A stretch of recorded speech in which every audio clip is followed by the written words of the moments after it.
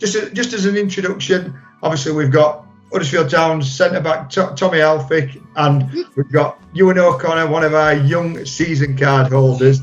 And the reason why we're speaking to you today, Euan, obviously me and Tommy read the blog that your mum put on, which was on our website and in the programme, and we thought we've got to get in touch with you and have a quick chat with you, and maybe ask a few questions about your match day and about your experiences. So I'm going to let you start off though, you, and you can ask Tommy whatever you want. He's promised me he'll answer any questions that he likes. What made you start playing football in the first place? Don't know really. Just seeing it on the TV. My dad played a little bit back in the day. My brother played. I was actually quite shy growing up.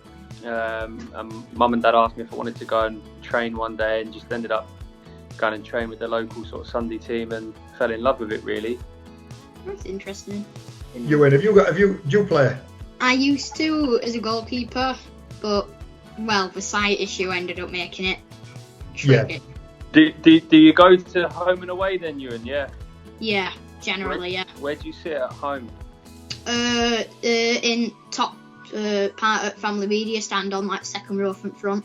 Right, and they help you out seeing the game and stuff, do they, and hearing the game? I get a little audio pack from the reception, and I bring some headphones in, I plug them in and put them on my head, and I get commentary. Oh, brilliant. Has that helped you? Yeah, definitely. Yeah. Can't see it all when it goes past the halfway line. And have you managed to see the games even though you haven't been able to go to the stadium? Yeah, we've got iFollow and I have to plug the laptop into TV with cable, and then my mum thinks I'm a tech wizard. Me and Booby were talking about it's not quite the same, is it? Yeah, it's not the same. I like going to rope walk and getting a nice lunch and sitting down on the table. Yeah, hopefully it won't be too long now though, mate. You and Tommy's our Terriers Together ambassador, and he works closely with a working group we have at the club. And I know he touched on your headphones, but can you just say what difference it's made now you've been able to use the headphones to your matchday experience?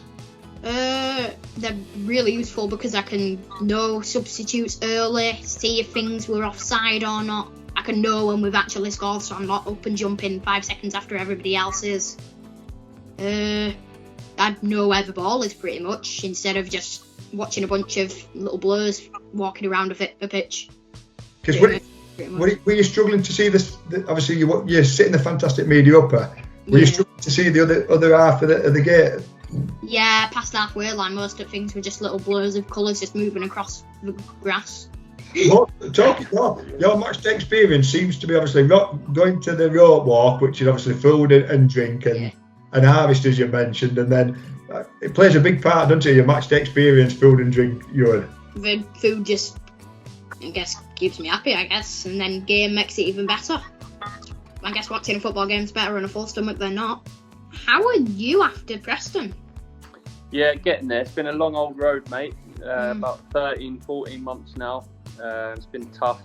A few little setbacks along the way, but just with all the hindrance of coronavirus and that, things haven't quite gone as smoothly as we'd hoped. But finally feel like I've turned a bit of a corner and hopefully due to join back in with the team in the next couple of weeks. So try and get back and learn a new style under the new manager. Something that I've not really been privy to yet, so I'm looking forward to that and hopefully contribute before the season's out. Well, what was it like scoring the 150th goal on your last match for club? Oh, it was brilliant. I'm going to give you a quiz. Who was I playing? Can you remember, or do you know? It was a 1-1 draw with Leighton Orient, I think. Yes, that's right. Yeah.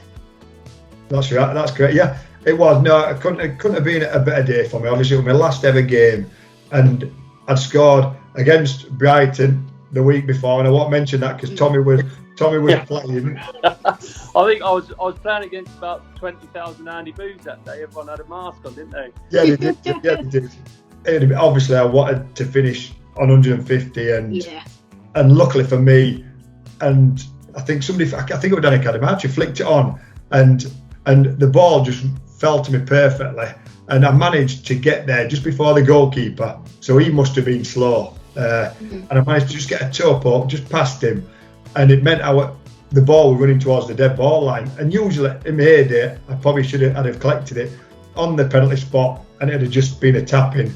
But because I was that slow, it just kept rolling and rolling, and I weren't getting anywhere near it. And I could see the goal, the angle being more acute, where the angle was so tight. And I managed just to hit my left foot and I scuffed it a little bit. But because I scuffed it, the defender ran straight past it and it went into the corner. And then the momentum ran me straight towards the town fans. So for me to score my 150th at that end, the last ever game, I couldn't have asked for anything better. And it was like I couldn't have written any better. It was just perfect. And people said, like, that meant I was the third highest goal scorer in the club's history.